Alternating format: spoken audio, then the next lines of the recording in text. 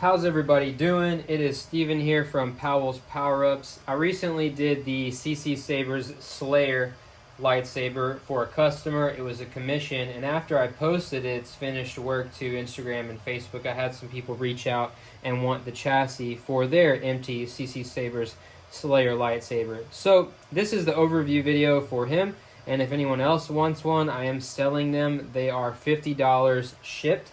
And this video will go over all parts included. There are 3 main parts and then a few accessory pieces to include like battery tabs, a wire cover, and a switch support.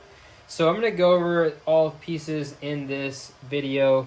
We're going to start with just the basic emitter pieces, probably the easiest piece to talk about. The top of the piece holds your blade connector. This one specifically here holds the stock version 3 NPXL. And then you can see down the side there are 2 wire channels. Okay, now those wire channels are specifically for wires to go down those 2 wire channels inside of your crystal chamber. Okay, so the bottom of it, there's another hole on the bottom of it, holds one of these basic single neopixel LEDs to illuminate your upper crystal. So that is the top piece, pretty self-explanatory, pretty basic. Now I did design this piece a little with a little room in it, I guess you could say. I like to have some room to work in. I don't like things really cramped. So there is one catch about this piece. Once it's inside, let's say you drop it down inside here, you put the emitter together, you'll notice the blade plug that you got with the lightsaber sticks out a little bit. This blade plug is pretty long, but it only sticks out about maybe that's probably about 4 millimeters. So the one catch is if you use my chassis and this PCB holder for the emitter, what you'll need to do is, the only modification that you'll need to do is to use like a Dremel with like a wire cutter, or you can just sand it. You need to get this lip off right here of the bottom of the blade plug, and then just use some really smooth sandpaper to keep the bottom of it smooth, and then it will fit perfectly snug inside of your emitter. So that's the only catch with the emitter. Anyway, that's the easiest piece. It holds either a stock version 3 NPXL connector or a CC Sabers connector, but I can also change the size and make it a little bigger for one of the custom Sabers shop 7 or 14 pin, or 7 or I guess 11 pin PCB connectors too. So that's the top piece.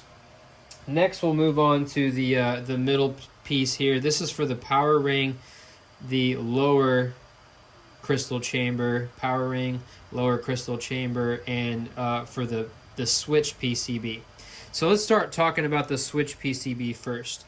This is the little switch PCB that comes with the CC Sabers Slayer lightsaber. It's got 2 tactile switches soldered to it and 2 blue accent LEDs. They're not NeoPixel, they're just regular LEDs, and they illuminate blue. And just in case you're wondering, that is a resistor right there. You don't need to use a resistor for those 2 LEDs. Now you'll notice this screws into the actual crystal chamber here. Now one thing I noticed that was kind of a downside with this saber was that the power button, or the upper button, is supported on the back of it, obviously, by pressing into the crystal chamber, but the auxiliary button tactile switch is literally free floating. Now I thought, oh well, maybe when it goes together and assembles together, there will be some support there, but there's not. This is the power ring section. This is the gaping hole, underneath the switch PCB, which is obviously there so the wires can go in, but it provides no support for that that auxiliary tactile switch. So if you were to press into that while this was assembled like this, if it didn't have support underneath of it, either 1, the button would not really work at all, or 2, you might press down hard enough and break off this PCB. You spend a lot of money on it, we don't want you breaking it. So I came up with a solution, right? So I have 2 holes here, you'll notice. The first hole, okay, is for the actual switch wires. Let me get this in here. So here's that gaping hole underneath the PCB where it would go. Now that big hole is for your wires to go down inside into your chassis. Now you'll notice there's another little square hole there. So these are actually the little switch plungers that I use when I do the chassis for the one replicas lightsabers, like the Graflex. What you do is you just take one of these and you just press it. It fits perfectly snug down inside of that little hole. You push it down in there, it's a press fit, and it works as a little switch PCB support. So now the switch PCB, when you assemble all this and put it all together, you'll notice the switch PCB, if I can get this in here, it sits right underneath there and provides support, so when you press against it, it doesn't break off and your button has good feedback. So that is what this little accessory piece is for. It will come with the chassis system that I've designed. And it's just a press fit. You don't need to glue it inside. I guess if you wanted to, you could, but once you'll fully assemble this, then you'll slide it up inside, then you'll put this piece in, which will actually help to hold it in as well. But you don't have to. I did design a little lip on here, and when I did the one I installed already, I used just a little bit of E6000 on like 2 or 3 dabs on the sides, and when I slide it in, this little lip catches, and that's what the glue will, cure on. So moving on, we know these holes here now for the switch. Next we have this flat surface spot here that's open. That is for you to take an LED strip, okay, the normal 5050 what is it, WS2812B, or like the SK6812, I think are the part numbers. But these are the same NeoPixel LEDs that go inside of all of our NeoPixel blades in our lightsabers. But you just take 3 of them.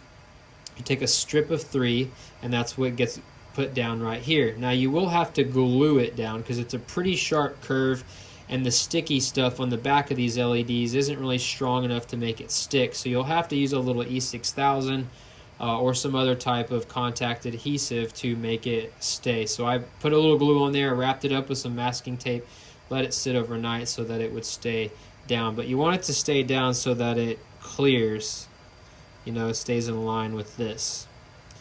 And then you'll run your wires through. There's a little hole right there where you can run your wires through and down and out. Okay. Now on the top you have one more spot for another one of these accent NeoPixel pixels. This one is going to illuminate the lower crystal chamber. And then you also have 2 more wire channels for your wires to come down from that emitter holder and go down through to your chassis. So that is how this one works right here. Now I don't supply it, but I'm going to show you one more thing.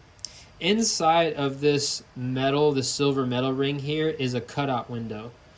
Now you can see I have some extra computer like wire mesh that I put down in there, but normally that's just blank and empty, and your pixels are probably going to show through there a little bit.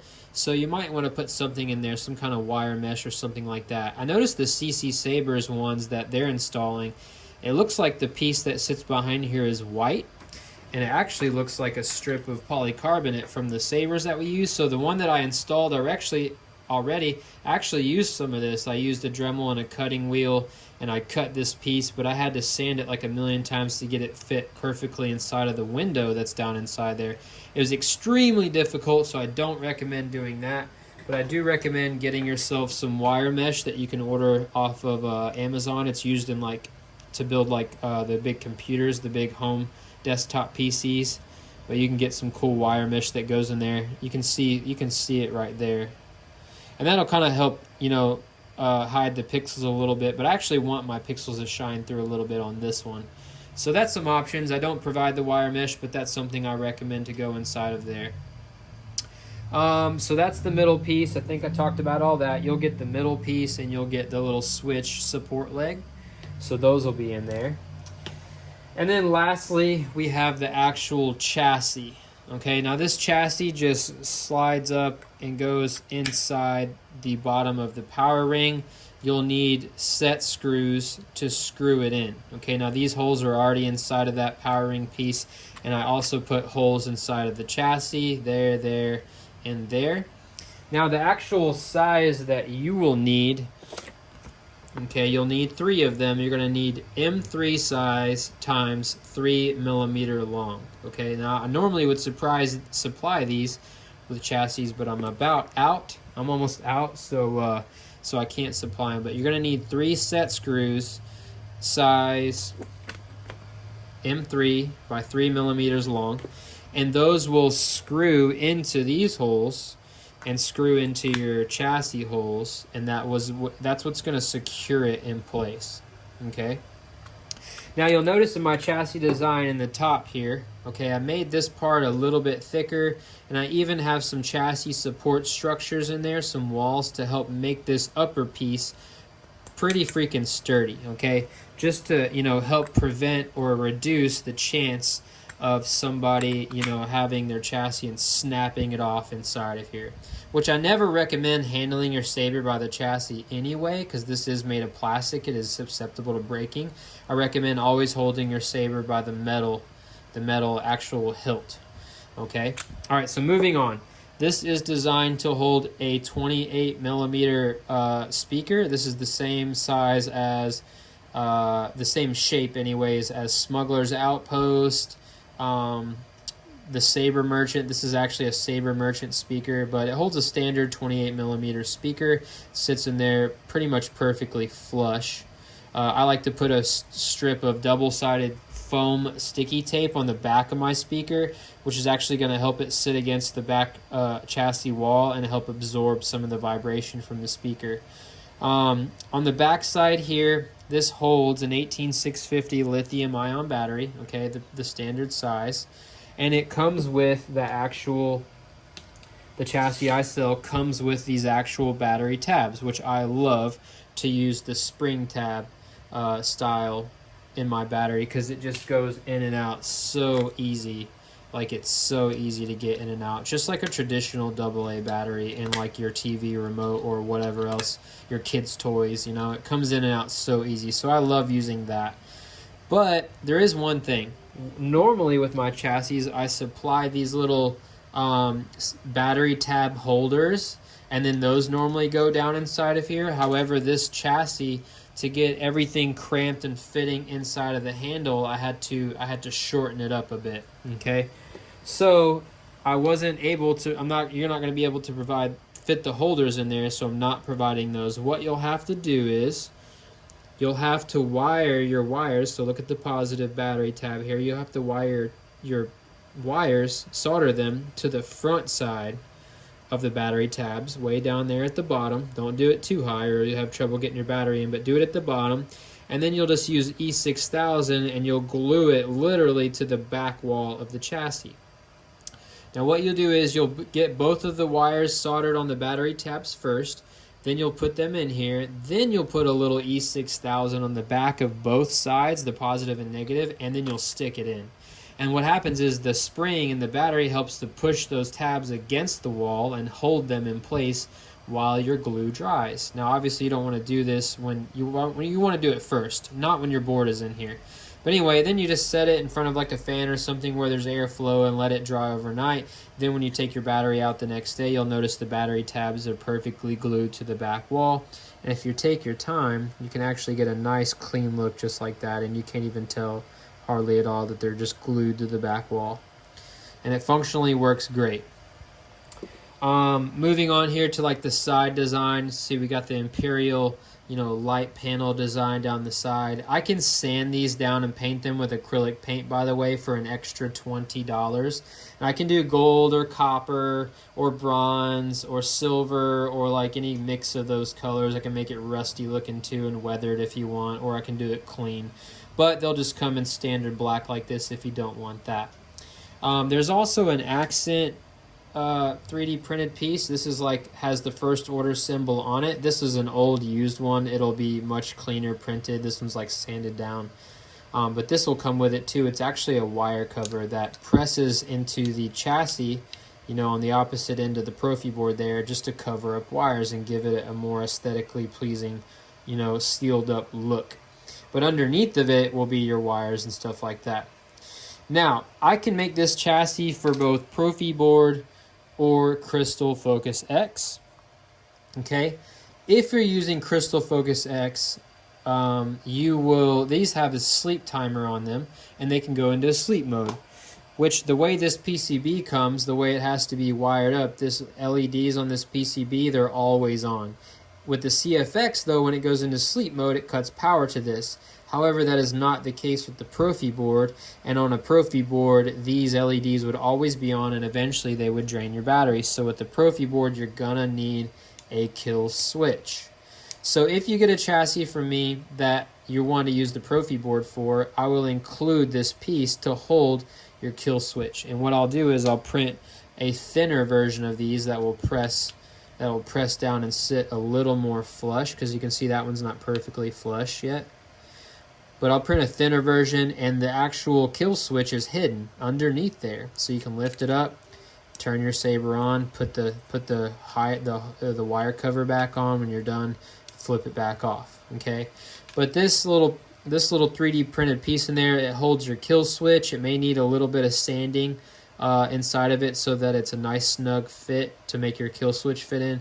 It also has wire channels, as you can see there, for the speaker wires, and it has a wire channel for whether you use positive or negative on the end here for that. So, and it just presses down inside of the chassis, nice snug fit there.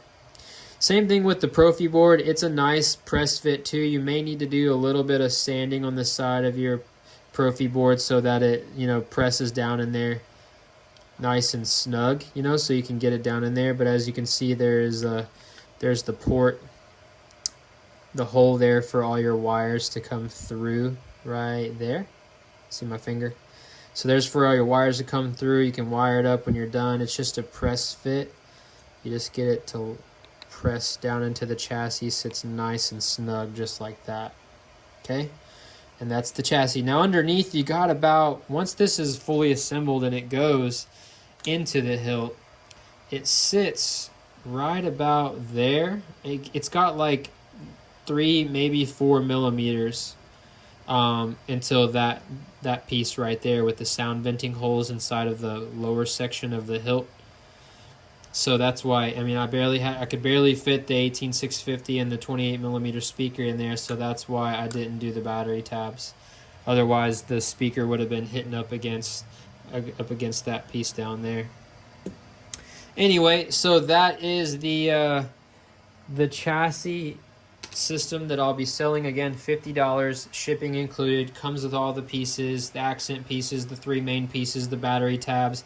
It does not come with the 3 set screws that you'll need to hold it in place. M3 times 3 millimeter is the size that you'll need for your CC Sabers Slayer.